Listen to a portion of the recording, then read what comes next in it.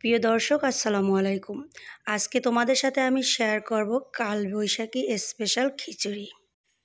এই খিচুড়িটার নাম আমি কালবৈশাখী স্পেশাল খিচুড়ি দিয়েছি কেন? এটা আমরা বৈশাখ মাসে যখন প্রচুর ঝড় বৃষ্টি শুরু হয় কালবৈশাখী, তখন এই খিচুড়িটা খেয়ে থাকি। কারণ প্রচুর ঠান্ডা হয়ে থাকে আর এই খিচুড়িটা গরমের দিনে খাওয়া যায় না। এই খিচুড়িটা খেলে অনেক বেশি গরম লাগে।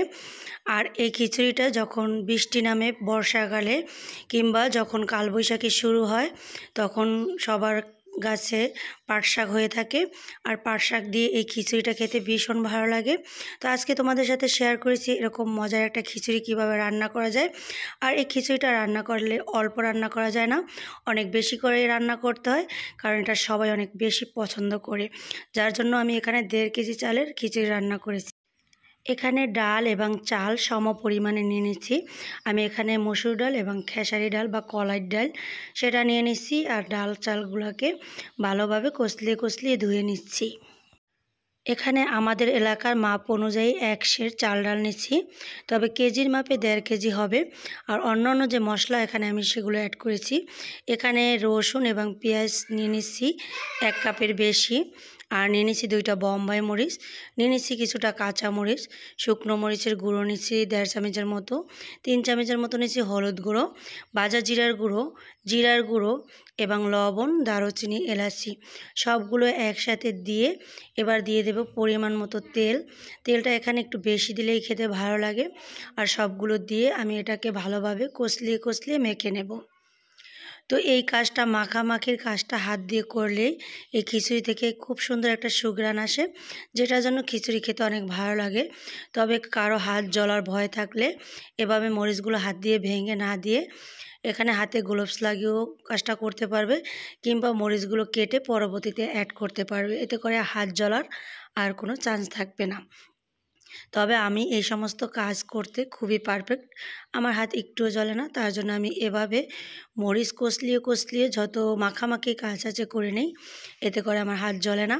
আর এর কারণ হচ্ছে আমি এই কাজগুলো করার পর হাত দিয়ে সাবান দিয়ে হাত ধুই না, যার কারণে জ্বলে না। আর এই তো দেখতেই পাচ্ছ খুব সুন্দরভাবে এভাবে মেখে নিচ্ছি।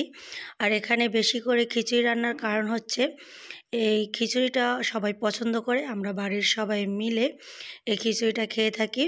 যার জন্য আমি একেবারে বড় এক পাতিল ভরে এই রান্নাটা করব। আর আমার হাতের খিচুড়িটা সবাই খেতে পছন্দ করে, বাড়িতে আসলে সবাই খেতে চায়। তো এই তো কষলিয়ে মেখে নিচ্ছি। এবার একেবারে পাতিল ডুবো করে পানি দিয়ে দিচ্ছি। পানি দিয়ে মাটির চুলায় এটাকে বসিয়ে দিচ্ছি আর জাল করে নিচ্ছি। দেখতে হবে বলক আসা পর্যন্ত অপেক্ষা করতে হবে, কারণ এ পর্যায়ে বলক আসার পর উপর থেকে যদি তেলটা পড়ে যায় তাহলে কিন্তু খিচুড়ি খেতে ভালো লাগবে না। তার জন্য মাঝে মাঝে একটু নেড়েচেড়ে দিতে হবে। তো এই তো বলকটা চলে এসেছে, তোমাদের আমি একটু নেড়েচেড়ে দেখিয়ে দিচ্ছি। মসুর ডালটা কিছুটা গলে গিয়েছে।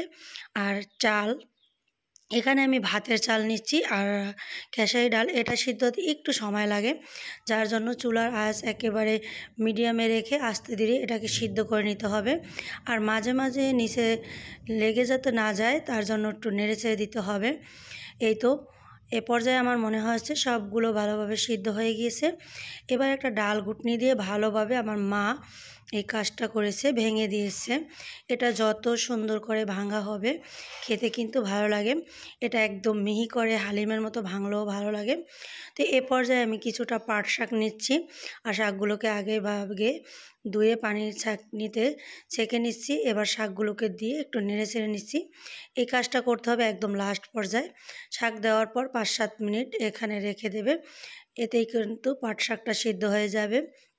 এর চেয়ে বেশি রান্না করলে পাট শাক কিন্তু আবার তিতা হয়ে যায়, সেক্ষেত্রে আর খেতে ভালো লাগে না। তো এখানে বাগার করে নেব, তার জন্য পেঁয়াজ এবং রসুন আর তেল দিয়ে এটাকে ভালোভাবে একটু লাল লাল করে ভেজে নিচ্ছি। তো এই তো ভাজা হয়ে গেছে। এবার খিচুড়ির ভিতরে এই বাগারটা করে নিলে খিচুড়িটা খেতে আরও বেশি ভালো লাগে। এই তো সবগুলো খিচুড়ির ভিতরে দিয়ে দিচ্ছি। এবার একটু শুকনো মরিচ এখানে গুঁড়ো করে দিয়ে দিচ্ছি। এই মরিচটা ভাজা মরিচ, এটা দিলে খিচুড়িটার স্বাদ আরও বহুগুণে বেড়ে যায়। এটা যে যেরকম ঝাল খেতে পছন্দ করো এই অনুপাতে দিয়ে দেবে। তবে এ পর্যায়ে কেউ চাইলে খিচুড়িটা কিছুটা তুলে রাখবে বাচ্চাদের জন্য, তারপর জালটা অ্যাড করবে। এতে করে বাচ্চারা যারা জাল কম খায় তারাও খিচুড়িটা খেতে পারবে। তো খিচুড়িটা আমি চুলা থেকে নামিয়ে একটা বলে ঢেলে নিচ্ছি আর তোমাদের একটু দেখিয়ে দিচ্ছি। তো বাচ্চারা তো প্লেট নিয়ে হাজির, সবাই খুব খুশি, খিচুড়ি খেতে চলে এসেছে। তো প্রথমে আমি বাচ্চাদেরকে এভাবে প্লেটে প্লেটে খিচুড়ি দিয়ে দিচ্ছি, তারপর সবাই মিলে খিচুড়িটা খেয়েছি।